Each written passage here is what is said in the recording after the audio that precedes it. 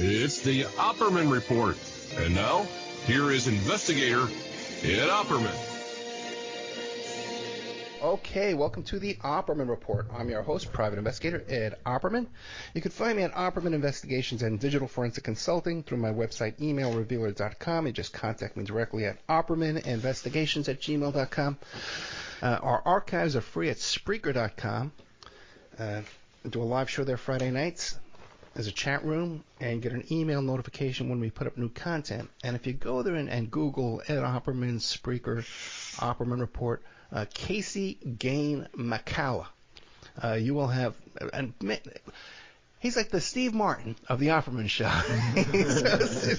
More times, he's been a guest on the show more times than Steve Martin's been a guest on Saturday Night Live. Mr. Casey Gane, are you there, my friend? Yeah, what's going on, Ed? How you doing today? I'm doing good, man, and it is good to have you back. You know, it's good. You always bring the goods. You always do. Remind the audience. Thanks for having me, too. You always have great questions. Well, thank you. And remind the audience, who is Casey Gane-Macalla, and about your book, too, about the CIA secret war in Jamaica.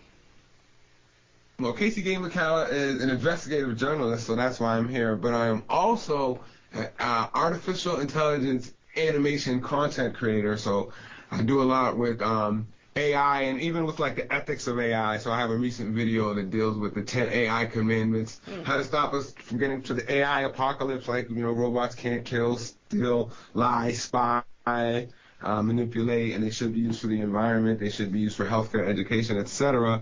So I guess investigative journalist, technologist / AI animator, content creator, semi-retired rapper, and author of Inside the CIA's Secret War in Jamaica, which really got me into investigative journalism, as it really is. Because before I was a journalist, but I might have been like more of a publicist for the Obama administration, or someone who just regurgitated a lot of the news that was already out there. But definitely writing that book, I recommend everyone read it. Not only to learn about what the CIA does in Jamaica and how they oppress third world countries, but also about how they oppress Americans, how they assassinate their own presidents, how they sell drugs to their own people, and definitely read the book. If you already know about how awful the CIA is, it's a nice little refresher. If you're looking into some insight into the political history of our intelligence agencies, I highly recommend my book, as well as books by Russ Baker, David Talbot, and several others. There's a lot of really great books that should read on the JFK assassination. I think mine aggregates a lot of them. Yeah. And Casey, what about the new podcast? So I have a new show called Reality Theory, and it deals with current events. A lot of it, like I talk about deep politics, to quote Peter Dale Scott, not Donald Trump. So we deal with the JFK assassination, MLK assassination, and recently we try to bring up some new incidents. So I had a friend of mine who I believe was falsely arrested for killing his wife, and it's a really crazy scandal, and we can get into that one again because there's a whole new layer of corrupt cops. The cops who arrested my friend were really corrupt, and they're involved in another crazy case. Involves Karen Reed and this interesting guy called Turtle Boy. I'm gonna send you this guy. This guy's a character. You should have him on. Okay. And he'll you should definitely have him on. I'm not gonna co-sign him as a character, but he's a really good investigative reporter, and he's a bit of a nutcase. But his case ties into the Brian Walsh case. As I said, I also talk about AI and the future of humanity and robots and issues like that. I talk about how the CIA influences video games like Call of Duty. Talk about how Joe Biden is a racist person who gave Strom Thurmond his eulogy and was so buddy with Strom Thurmond before he died. He was the most notorious white supremacist. Now Joe Biden is claiming white supremacy is the biggest threat to our nation, and why were you enabling Strom Thurmond? So it's a lot of it deals with deep politics. I try and keep it fun, interesting, and current while historical. But like my first episode, I really do a really deep dive into the JFK assassination. So I highly recommend everyone watch the first episode of the JFK assassination. And from there, you kind of see like the patterns and the cast of characters kind of repeating themselves from the JFK assassination to Iran-Contra, Watergate, so even what's going on in the world today. The kind of continuation of that milieu. Yeah, you tagged me on that. You were mentioning the new HBO Watergate series with Woody Harrelson. I I tell you, man, because St. John Hunt, we did become friendly. He's been on the show many times. We did become friendly. I reached out to him a couple of times about coming back on. I haven't heard back. But it is kind of disturbing, to see someone being portrayed on TV, and then you see, what he believes, and I believe too, is that the murder of his mother, Dorothy. Well, that's on the last episode. Right, I saw it. I understand. I saw St. John Hunt's post about the show as well. I'm friends with him on Facebook, and I understand where he's coming from in terms of, they did make his dad look like a buffoon, and also see Gordon Liddy. It's very much a comedy, but I think that's the only way they could do it, because it is a running kind of gag throughout the whole series that E. Howard Hunt was involved in the JFK assassination. And if anyone is familiar with his confession, with his trial of Mark Lane and the Liberty Lobby, 100% that E. Howard Hunt was involved in the JFK assassination. But it's something the mass media will never, ever mention. So I like the show because of that. I think that the actress who plays Dorothy Hunt also plays Cersei on Game of Thrones. I think she's really good. I think Woody Harrelson and the character who plays C. Gordon Liddy are all really good actors. But I could definitely understand the trauma of even I think I might even tagged him on it. I shouldn't have when I first saw it. I can understand the trauma of losing your mother and your father being implicated. His father went to jail too. That had to be a bit traumatic. Yeah. And kind of how his father kind of took the fall for the CIA, really, you know what I'm saying, with the Watergate break-in. He didn't snitch, he didn't tell on anyone.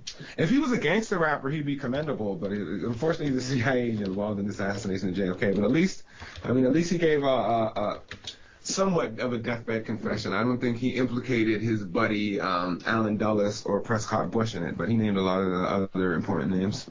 Yeah, St. John Hunt talks about how William F. Buckley came in and scooped up his family, the kids and his sister and his brother and stuff like that. Right. Yeah, and that he was CIA. Very interesting connection there. So there's a new Showtime about, is it William F. Buckley, who was the ambassador in Lebanon or CIA station chief in Lebanon, who was captured? No, because there's a new Showtime series on that. That's his brother, right? I'm not familiar with that at all. No, I'm not familiar with that at all. William F. Buckley was the talk show host. It was famous. Right. So William F. Buckley, the talk show host, also had a brother who was a CIA station chief in Beirut, and he was captured, and this kind of led to Iran-Contra a little bit. I think he was captured by Hezbollah, and this is why I really don't trust Tucker Carlson when he starts talking about the CIA and the JFK assassination. His son's name is Buckley. And both Buckleys were super CIA guys, and Tucker famously applied for the CIA, and they didn't let him go. They didn't let him in, a journalist, or maybe they did let him in, and he became a journalist. Okay, so I don't know. I don't trust Tucker, even though I was glad he brought up the JFK assassination really, and has got against vaccines, but I definitely think he's opposition control agent, or was that controlled opposition? Yeah. And I think that they're going to try to have him dive deeper, like the conspiracy world, now that he's off Fox and Salisbury, right? But I definitely think he's controlled opposition. Yeah. One last thing about this Watergate show is the way they portray Frank Sturgis as this silent, guy. He had such a big personality. I can't believe he didn't have more of a leadership role. Yeah. It's interesting because my friend Hamish Linklater was in Gaslit Show, which was also about the JFK, but focused more on who was the woman's name that Julia Roberts played in that? I know what you're talking about. Martha Mitchell. Yeah, Martha Mitchell.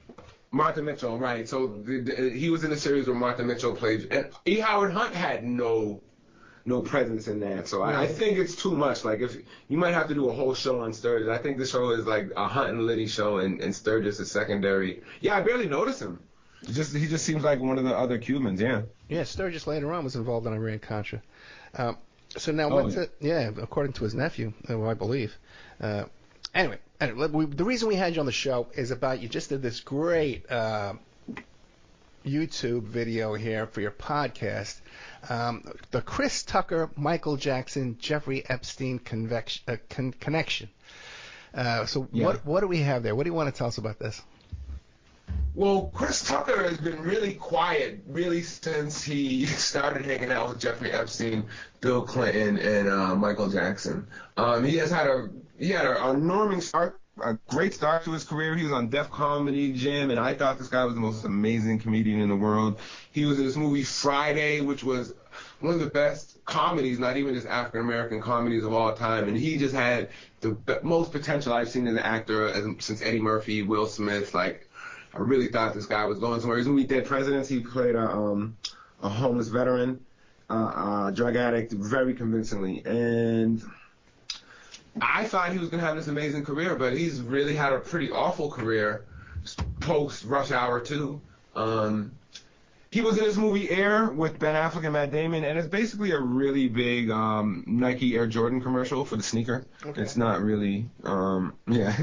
I mean, if you're an Air Jordan fan of the sneaker, you might want to watch it, but it's not really a great movie that you're going to want to break a 20-year silence to come out of. And yeah, and Michael Jackson's back in the news. There's actually a new podcast by a homie of mine, Jay Smooth. It's only on Audible, unfortunately, and I can't get the name right off, but the host is Jay Smooth, and it's actually looking at his allegations, and it's been around the news. And of course, Jeffrey Epstein's been in the news recently because of the Bill Gates controversy, where Jeffrey Epstein was sexually blackmailing Bill Gates because he knew of an affair that Bill Gates was having with a bridge player, a Russian bridge player, who Jeffrey Epstein also cultivated and paid for her coding lessons. So yeah, it was something I've always been interested in, and that I decided, now would be a good time to kind of do the research and get it out. And it seems like Chris Tucker is an enabler of two of the biggest, most notorious sexual predators of minors in the past 100 years. He definitely has enabled both of them to, get away with their crimes. And we both know that it was actually Gavin Arvizo. So Gavin Arvizo was the second victim, or the second public victim of Michael Jackson in 2005. And Gavin Arvizo was the person who introduced Chris Tucker to Michael Jackson. Gavin Arvizo knew Michael Jackson from, being a cancer patient and then he was at a comedy store where Chris Tucker was, and he told Chris Tucker he knew Michael Jackson, and eventually Gavin Arvizo introduces Chris Tucker to Michael Jackson, and they become friends. And Chris Tucker was on the Jay Leno show talking about what a great kid Gavin Arvizo was, how he introduced him to Michael Jackson, how he loved him. And then let me stop you there for a second, because people should check this out on Casey Gane on YouTube, the Chris Tucker, Michael Jackson, Jeffrey Epstein connection, because you see an interview of Chris Tucker. Who was that? Jay Leno on the Tonight Show. And I had not known how close Chris Tucker was to Gavin Arvizo. Where Gavin Arvizo was on the set of that Rush Hour movie and stuff like that, and running on screen. They were and calling each other up on the phone. Very unusual that his relationship was so intimate with this young Gavin Arvizo. I had known about the right. I think Chris Tucker might have even had a son Gavin's age, so it might have been a little less inappropriate than Michael's relationship with him. But no, he knew the family very well. He said he would give them money. His wife wrote the most horrible, open letter against the Arvizo family, saying how they were bashing Michael Jackson and how they were, greedy and liars and all sorts of stuff. And Chris Tucker even testified. He was Michael Jackson's star witness at the Gavin Arvizo trial. He basically said, the family's all greedy liars. Gavin Arvizo is a cunning, smart, devious kid who wants money. So it was a lot of victim blaming that he did. So, and of course he flew Gavin Arvizo to Miami right after the Martin Bashir documentary aired, right when Michael Jackson was beginning to be investigated for child molestation after that documentary. Chris Tucker flew Gavin Arvizo on his private jet to Miami, where Michael Jackson was staying with Al Malnick, who we'll get into later. And during this time, Michael Jackson would give Gavin Arvizo wine and molest him, according to Gavin Arvizo. So you would have to think that Chris Tucker, he's supplying Michael Jackson with teenage boys so Michael Jackson could sexually molest. So he has to be some sort of an enabler and protector and some sort of, not a kind of mini pimp for Michael Jackson, helping him, procure these boys and, staying friends with Gavin Arvizo for all this time. Outrageous conduct there, in my opinion. And also, too, then we know later on it came out that Chris Tucker was on the plane, on Jeffrey Epstein's plane, with Kevin Spacey and Bill Clinton. And also, too, you mentioned Ron Burkle. Yeah. And Ron Burkle. And so Michael Jackson also knew Jeffrey Epstein, and according to Bradley Edwards in his book, Bradley Edwards was the lawyer for Virginia Giuffre and a number of other Epstein victims. But he said that one of Epstein's victims saw Michael Jackson at Jeffrey Epstein's Palm Beach mansion, and he was a visitor there. So Michael Jackson also had a relationship with Jeffrey Epstein. His name was in Jeffrey Epstein's Black Book. Of course, we know Michael Jackson to be interested in younger males, prepubescent males, while Jeffrey Epstein was into post-pubescent minor females. So they had a different interest and taste. But I don't know if Jeffrey Epstein was, he was also hanging around with Kevin Spacey, and Kevin Spacey likes post-pubescent, not little boys, like teenage boys. See, I think there's different types. Michael is like a pedophile, like he likes them prepubescent. And then I think like Kevin Spacey, R. Kelly, Bill Clinton, Epstein, they like post-pubescent. They like them, but not legal or not, still minors. So it's interesting. I don't know if Jeffrey Epstein was in any way facilitating Kevin Spacey's sexual needs or Chris Tucker's or Michael Jackson's sexual needs. Because there's definitely pictures of Chris Tucker with Shantae Davies and other people on the plane. And what was really funny is Shantae Davies comes and says, no, Chris Tucker's not a molester. I didn't see any sexual activity on the plane. People act like the plane was like an orgy hotspot. The plane was where you brought the girls to the hotels. Like, you're not going to be on the Mile High Club letting some girl give you a sexual act while you're sitting next to Bill Clinton. You're just going to hang out with the girls there. You'll probably be nice and cool. There's a pilot on there. There's stewardesses. Most people don't like having sex in public. Yeah. And if you want to maybe join the Mile High Club, you go to the bathroom. Yeah, Casey, the flight logs are a good source of names associated with Epstein. But if you look at one of the previous lawsuits, and I think it was a Boyce or Brad Davis lawsuit against Dershowitz, there's a chart in there, okay, and I've copied this chart and I've posted it, that shows where all the really criminal activities were taking place, and the majority were in Palm Beach, Florida, and New York City. Very little was going on the island, okay, and some was going on over there in New Mexico at Zorro Ranch, and then other places in Europe and things like that. But the great majority of these crimes are taking place in Palm Beach and New York City. And again, too, the Michael Jackson connections to all this, too. He was very close to Donald Trump. And Trump's kids talk about playing with Michael Jackson when they were little kids. Yep. Yeah, and there's another fascinating character, Al Malnick, and of course, Trump is famously tied to Roy Cohn, and Roy Cohn's famously tied to the mafia, and I think Roy Cohn is also tied to Meyer Lansky as well, and Al Malnick was Michael Jackson's benefactor after the before and during the second molestation trial.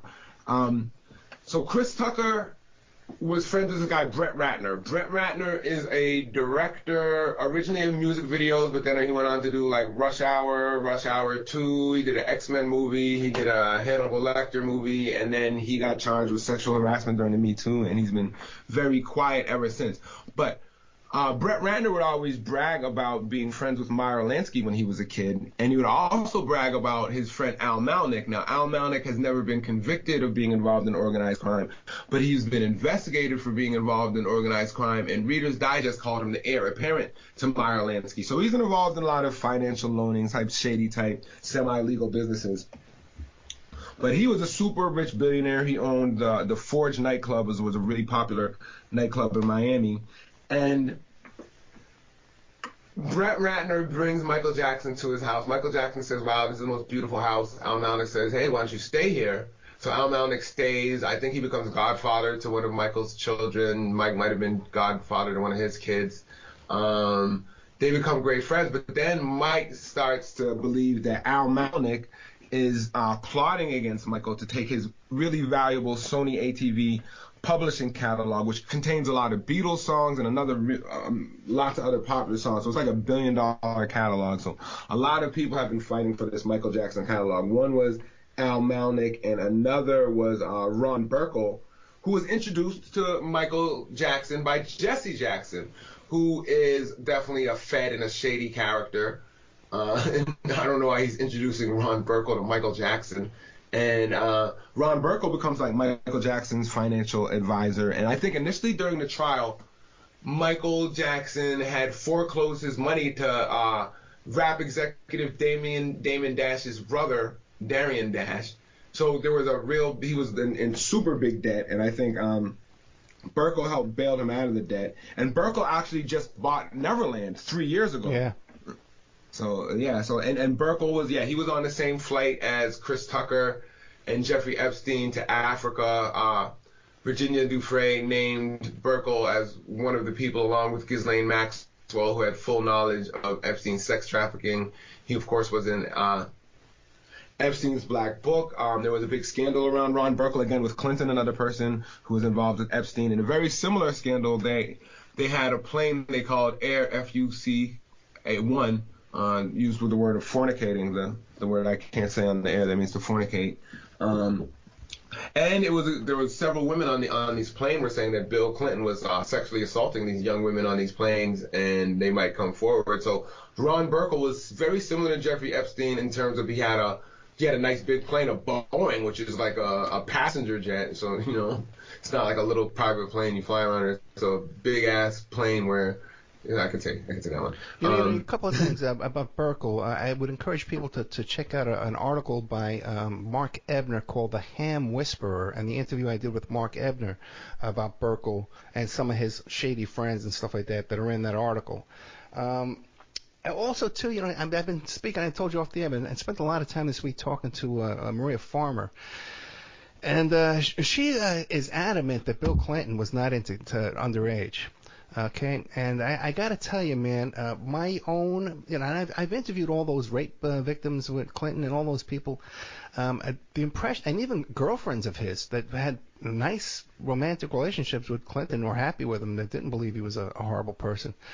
And I think the whole portrayal of Clinton as this sexual aggressive, voracious sexual appetite was created by Kellyanne Conway's husband and Ann Coulter and Kavanaugh back in those days. I don't think so.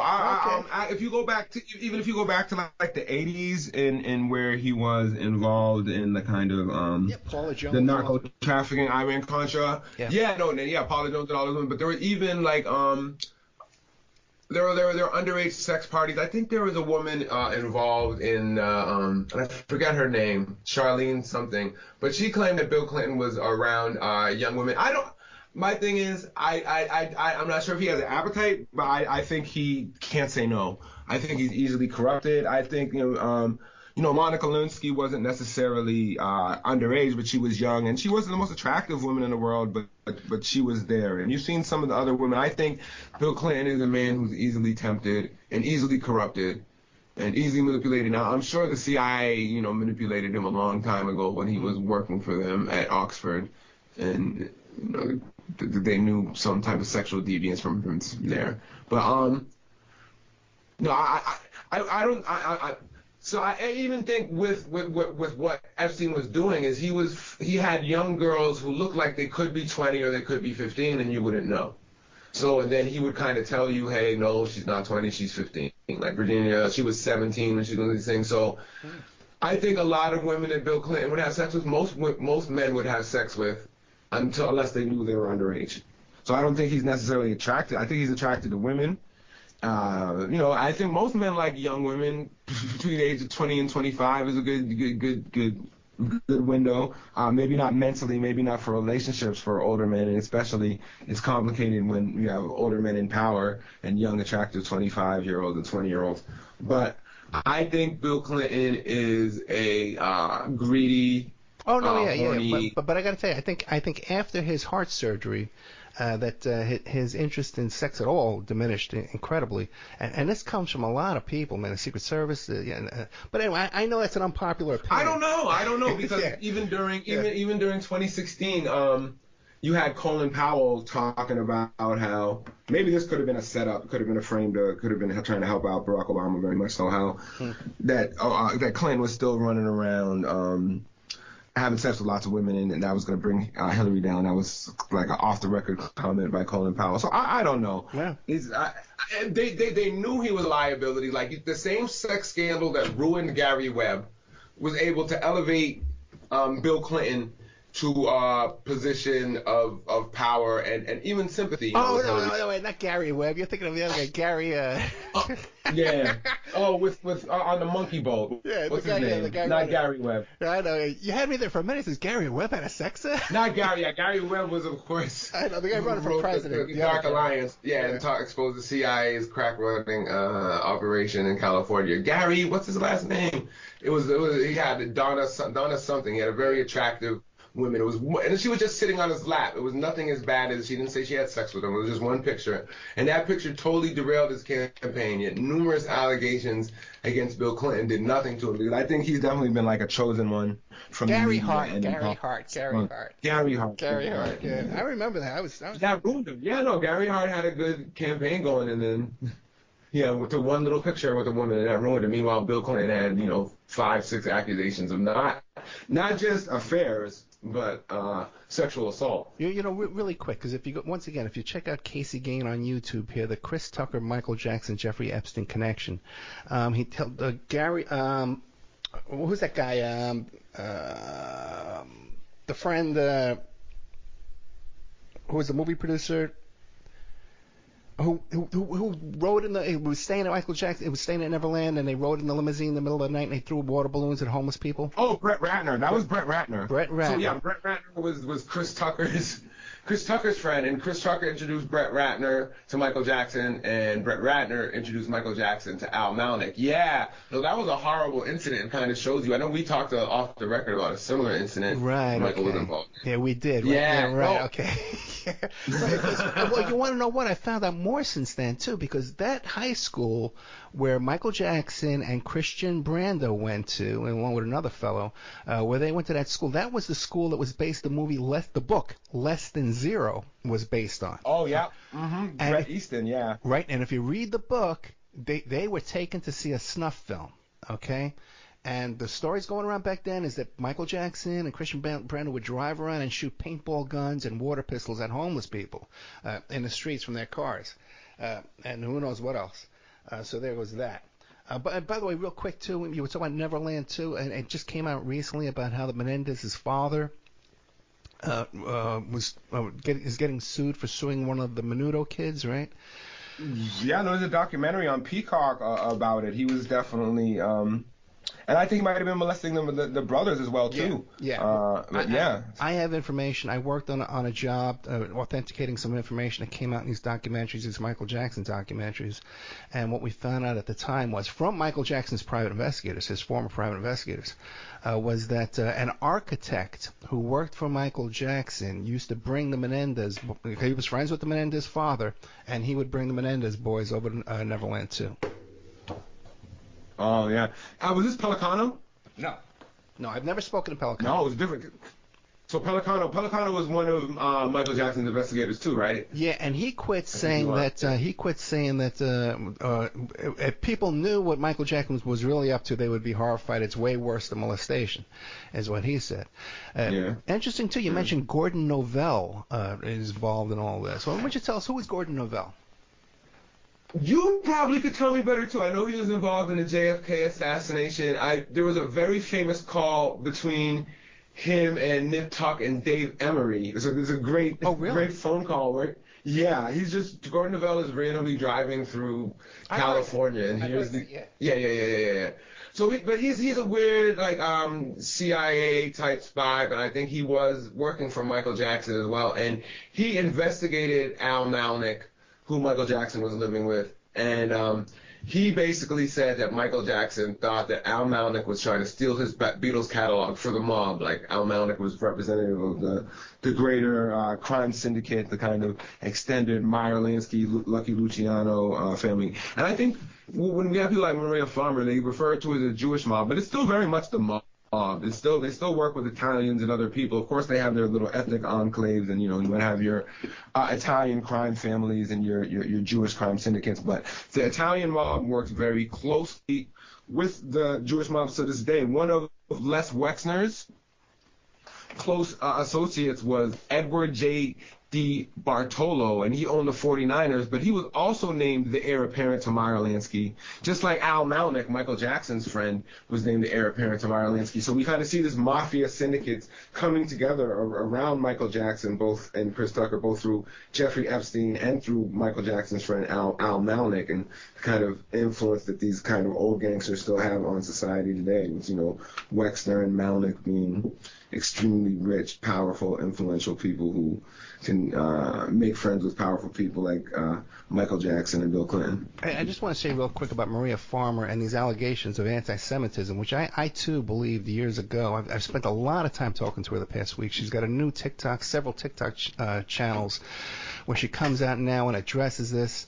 That recorded interview was never supposed to be played on the air. It was all off the record kind of stuff. Oh, the Whitney Webb one? Yes. Whitney Webb threw under the bus? Oh, Whitney. Whitney. I got so much love for Whitney. Well, there's a lot of lawsuits in the background. I know you guys have problems. Yeah. And let me tell you something. Nice. She's very upset about that. She's part Jewish herself. She was really close. Okay. Yeah, she was intimately close, not intimately romantically, but so close with Stephen Hoffenberg. They were on the phone several times a day. Okay. Yeah, which I believe, because once you get on in her loop, you're on the phone with her 10 times a day. Very nice woman, and she's got a lot of information, man. She talks about how I think Bezos was dating Maxwell for 3 years.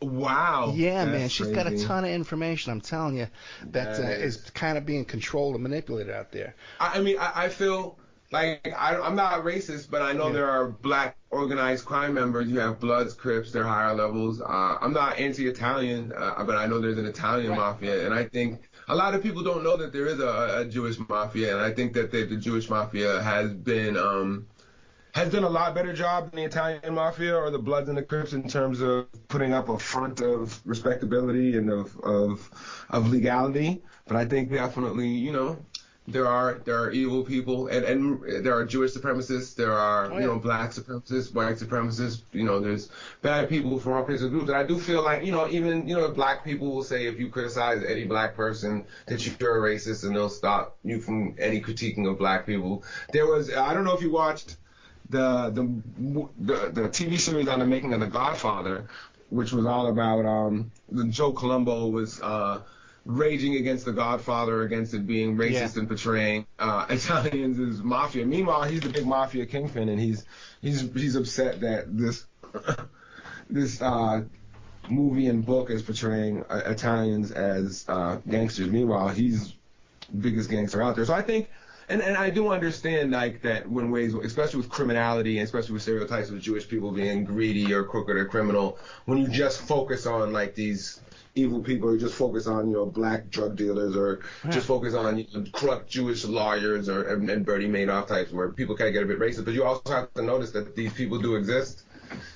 And you have to point them out there, and I think when you use racism, anti-Semitism, or anything like that, you're just going to cloud your judgment, and you're not going to get to the real problem. You're going to wind up blaming the nice Jewish person at the supermarket for the Illuminati controlled by George Soros.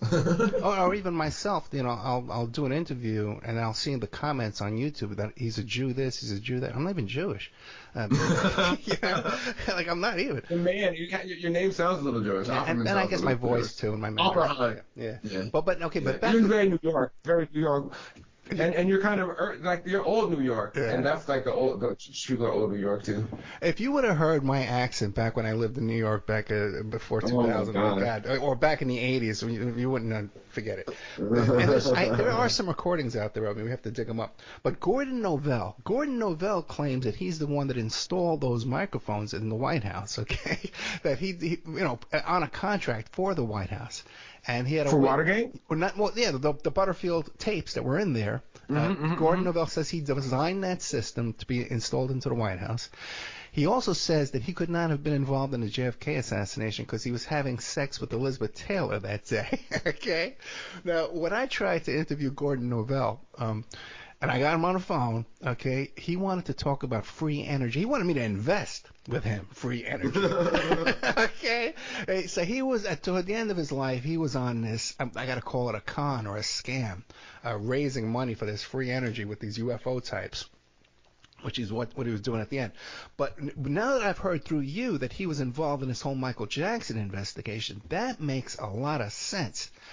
Because during that whole thing with Arvizo, that case with Arvizo, it came out that where the reporters would go and have their smoke break, they found recording devices there. Oh, yeah. And I talked to Baresi about this. I talked to other people who were involved in that case, and I said, hey, well, you know what? Did you plant those recorders there? They didn't know anything about it. So it would make sense that Gordon Novell would have done that. So that's another interesting thing here. And obviously Michael Jackson was a child molester, but that documentary was like, that was the worst thing you could have ever done. Like if you're a child molester, like have a little boy holding your hand and laying on you and talking about how you sleep in the same bed with her. So I don't know who Michael Jackson's handlers were at the time, but they could have been trying to get him to at least be broke and sell that Beatles catalog. So he could have been right about Malik conspiring against him. But I definitely don't think that anyone had to make up anything about Michael being a pedophile. He's pretty flagrant about it. Well, don't forget too, his Thriller tour was promoted by Al Sharpton and Michael Franzese. Right. This is before the Jordy Chandler accusations came out, and I was told by a driver on that tour that he was caught with little boys on that tour, and it was covered up. Okay, and this is before anything in the press about this. And when I heard about this, I says, oh boy, we should sell this to the Inquirer. This is a great story. We should sell it. And they said, no way.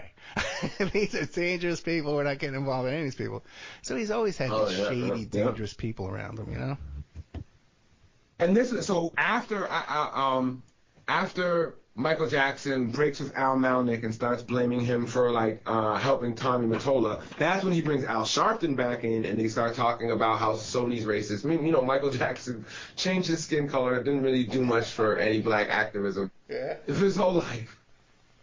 But then these people start messing with his money a little bit, and now it's all about racism. I mean, and definitely, I don't know if it was racism. I think it was just the mafia doing what the mafia does. The mafia's been in the music business for years. They realize how valuable publishing rights are. You guys have this like Morris Levy. He was stealing publishing rights for years, and a huge figure in the mafia, Morris Levy. And I've also seen pictures with I don't know if you're familiar with this guy Clarence Avant, who is a kind of black figure in the mafia connected to Morris Levy, and he's known as like the Black Godfather. But he's also close with Brett Ratner. But he's definitely a seminal old school organized crime figure, and I think his wife was recently assassinated in his house maybe a couple of years ago. And he's 70 something. Well, if you go back, that's another Brett Ratner connection. If you go back and read the old Al Sharpton Smoking Gun documents on smokinggun.com, it talks about his initial contact with the FBI was collecting money, debts owed in the music industry. He was out there a bill collector and setting up cases on people. Yep. Yeah. What a bunch. Well, this is such a crazy bunch of, I don't know. These are the people like the CIA and the FBI decide need to be in power, that need to be on TV, that need to, And I think there was also a crazy story about, also during the 80s, in which the FBI was investigating Michael Jackson for child molestation. And he visited the Bush White House. Oh, really? And that kind of wiped everything out. Like, I'm not sure if Al Sharpton was. I know Al Sharpton brought Coretta Scott King to the Bush White House. Well, no, she brought to the convention and sat in Bush's box at the Republican convention by way of Al Sharpton, like you said. And he also, too, he took a dive for Al D'Amato to take office over there, too, as well. Well, and again, Al's definitely mob tied up, very much so. We see with Michael Franzese, in terms of his interests for his whole career, and it's so funny. He talks about how he was a good Samaritan who decided to be a superhero and tell on the mob. I'd love to tell on the mob too. I don't want the mob to. I can't tell the mob anything. I can't tell on the mob because I don't know what the mob does. The mob isn't going to call me up and say, hey, Casey, we're selling drugs, we're doing this. Your average person is not going to be able to tell on the mob unless they're in the mob. Yeah. Yeah, but by the way, too, the Village Voice did a great series of articles on Al Sharpton and the GOP, and he would say himself. I know we've talked about Al Sharpton so many times on here, but he would say himself when he would run for mayor or something like that, and lose, but split the Democratic vote. He would say, "Well, I achieved everything I wanted to," you know. So he's one of those guys. Yeah. So, but no, this is, and now.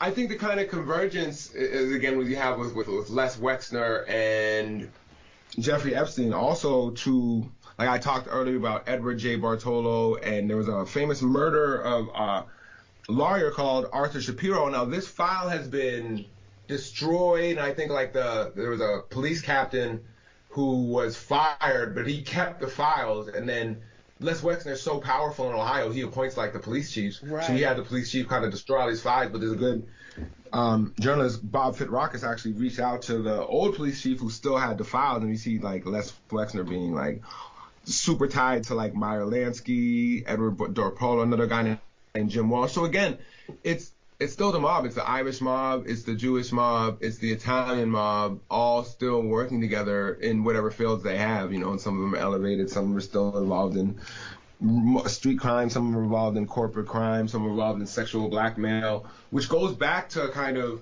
the whole sexual blackmail thing also goes back to Meyer Lansky. Meyer Lansky famously sexually blackmailed J. Edgar Hoover. Yeah, Gordon Novell claims to be involved in that too. He said he had those photos as well. Wow. Yeah. Okay. Gordon Novell was an interesting character. I would have loved to really get Gordon Novell on the show and really talk to him, but all he wanted to talk about was this free energy crap. Well, you should do that and then use that part at the second end, or just let him talk about that and edit it. Oh, he's dead. When did he die? Oh, he died a few years ago. Good 5 years ago. Yeah. Oh, that sucks. That sucks. I know it sucks. I mean, he worked for Ramsey Clark. Gordon Novell was a real guy. He was a real legit guy. He was out there doing stuff. Yeah. So again, it's interesting with Michael Jackson. Was he being sexually blackmailed as well? It would be pretty easy to sexually blackmail Michael Jackson, you would think, especially if you were in, he brings him to the Miami home. And so all these people like Jeffrey Epstein and everything, they have their cameras everywhere. Even Michael Jackson had his cameras everywhere. So Michael Jackson is molesting this kid in Al Malnick's home. And Al Malnick is a disciple of Meyer Lansky, who's known for his sexual blackmail. If you really wanted these Beatles catalog for Michael Jackson, and he's having this little boy over his house and he's molesting him, all you got to do is take a picture of it right there and you say, hey, I want your Beatles catalog, or else I'm going to show these pictures to the world. And Brett Ratner purchased Neverland? Not Brett Ratner. Who was Ron it? Burkle. Oh, Ron Burkle purchased. Ron Burkle purchased Neverland at I think it was worth $100 million. He bought it for $20. Because it's such a stained, the legacy of if you want, you don't want to buy a haunted house where people were killed. And you don't want to buy a haunted ranch where children were molested. Well, there's a lot of shady stuff. There's a lot of shady stuff that's going on down the Virgin Islands too, with those settlements down there too as well. Oh yeah. It was based on $85,000 worth of the sale of Epstein's island and mansion down there, and they only obtained half of that. There's that. Then this whole thing about some of this money from these bank lawsuits is going to recruiters, to women that were Epstein recruiters, not actual victims. Okay. Well, there was a thing that he turned his victims into recruiters as well. Right, exactly, so it's hard to say. Yeah. And then the other one was this whole thing about the Butterfly Trust. Darren Endyke and Richard Kahn, the two lawyers and accountants for Epstein, way back from Tower Financial days, were managing the trust down there, right? They were the executives of the trust.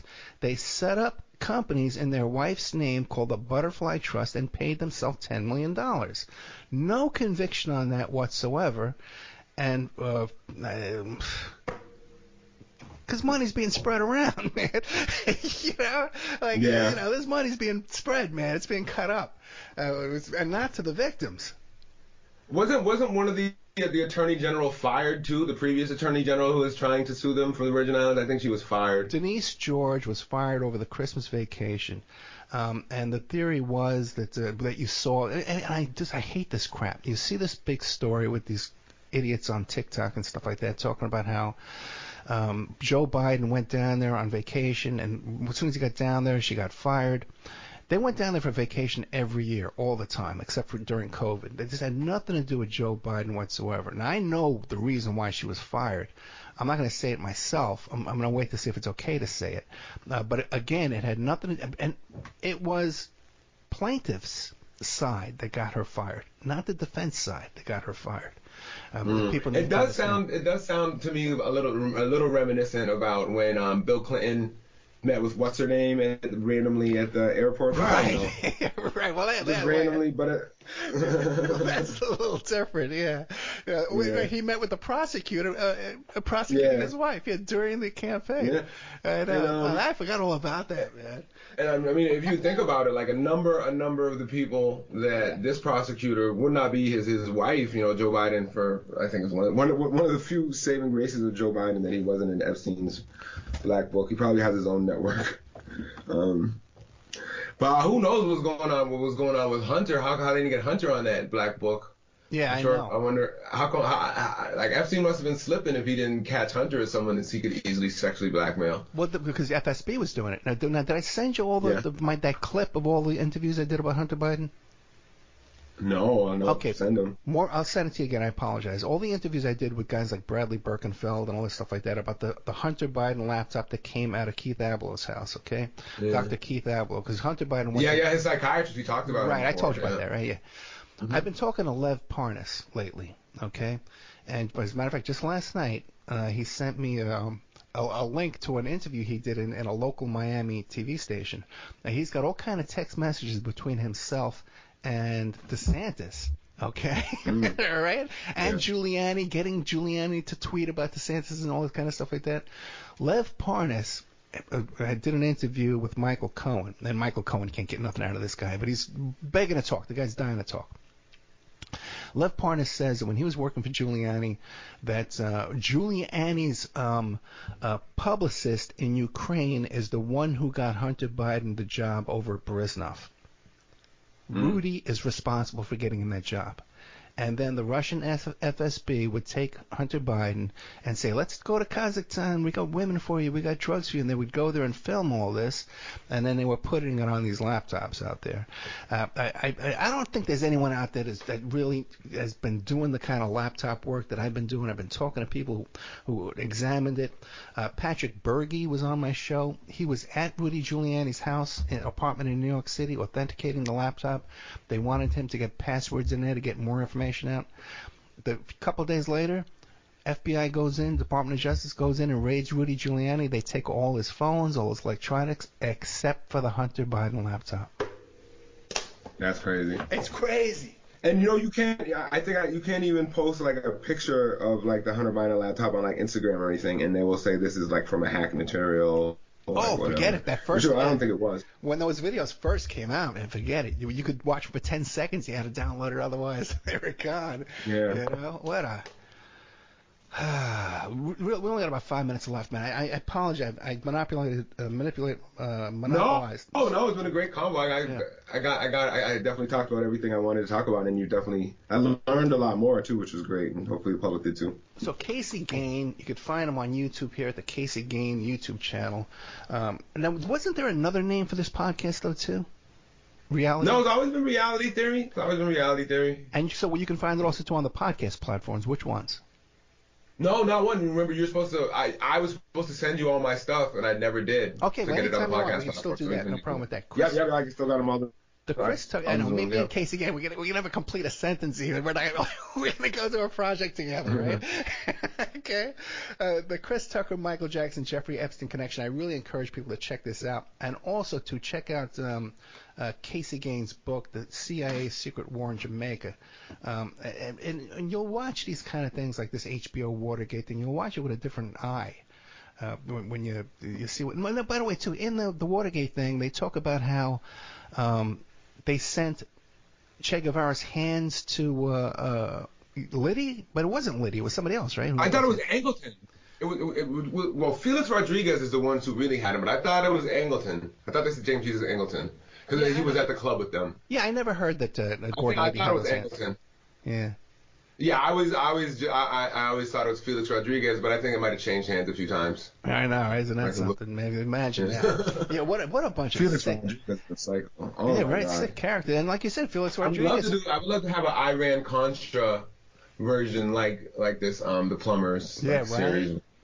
Yeah, it was because that's great. Because all if you ever from listen, North, yeah, because when it was going on live in real time, they were talking about all those guys, Diva and them, and Ollie North. They were all addicted to Valium, you know. And if they're texting each other, sending messages back and forth, talking about they just took 20 Valium. Okay, you know, they were all like abusing these Valiums, man. It was insane. So they had to be using coke too, in my opinion, because why use one without the other? Let's see. All right. Let's see how we're doing on time. We have 53 minutes. Casey Gane-Macalla. What do you want to leave us with? Yeah, definitely check out my video so you can catch all the video in real time. I also have an interesting story about how I was bullied online by a fake white Afro-Latina agent provocateur. That's a good one. And another recent video about the AI commandments. But definitely check out Reality Theory if you like what's going on in the subject on the Ed Opperman show. You will also like the subject matter of Reality Theory. And yeah, definitely check out Reality Theory on my YouTube channel, Casey Game. This is my 10th episode, so that's kind of a hallmark. Last 3 episodes have been doing good, getting good views, so I'm excited about that. And so I'd like to thank everyone for their support and ask people who aren't supporting to support. Yeah, definitely quality work, and I would encourage people to go back to the Opperman Report archives and check out all the previous interviews with Casey Gane. We'll start off in one place, and we'll just go all over the place. An encyclopedia of knowledge, Casey Gane here. And I encourage people to, I always say this when you're on, to check out his Facebook too as well. He's got such a unique perspective on the world. Sort of like an anti-imperialist view that I really respect Casey, and I really appreciate it, man. And you always open up my eyes, you know, when you think you know what you're talking about, and then you see this different perspective. It's nice to have, my friend. No, thanks, Ed. No, thank you, sir. Casey Gane-Macalla. Check out Casey Gane, Conspiracy Realist, Conspiracy Reality. Reality Theory. Reality Theory. I'm sorry. Okay, you can find Casey Gane at all your local podcast platforms. Thank you so much, my friend. All right, Ed. Good night.